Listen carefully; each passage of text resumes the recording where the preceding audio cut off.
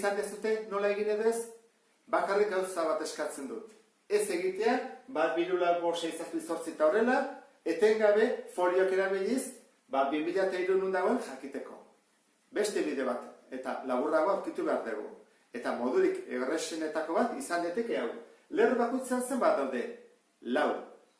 Orduan, egingo dugu 2003, zati 4. Jakiteko zenbat lerro daude.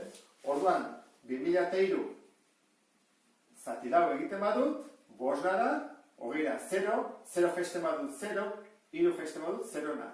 Beraz, esan edu, 500 lerro daudela pasiak, de 500 eta piko.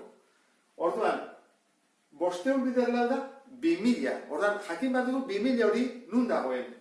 Eta, bi aukera daude. Edo, arakadoa, ze batzuk arakadi joazte ikusten, bat biru lau, 6-7-8. Batzuk ara, eta beste, orduan, 2000 egongo da. Edo, han, ara dijoala, 1999, 1998, 1997, edo honeaka. 1999, 1998, eta 1997. Zein da 500 garrena? Horrela, ala horrela. Bueno, 500 garrena, ikusi zazue. Bat, arakada. Eta bigarren lerroa, honea. 3 garrena, ara. 4 garrena, honea. 5 garrena, ara. 6 garrena, honea. 500 garrena, zenba garrena izango da? Noski, honea. Zergatik, ze bakoitiak, inpareak, ara dihoazte, eta bikoitiak, honea. Ara, honea.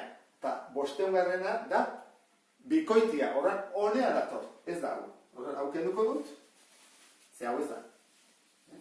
Horran, badakigu, 500 garrena nola den. Lortu dugu, 500 garrena honea dena. Honuntz. Horran, 2001, hemen izango da, beraz jagoaz 501 garren lerroan, 2001, 2002, 2003. Orduan, 2003 zenbakia nun dago? Egongo da, 501 garren lerroan, eta zutabea C. Eta hau izango lezateke, problema hau, emaitza. Beste bat arte...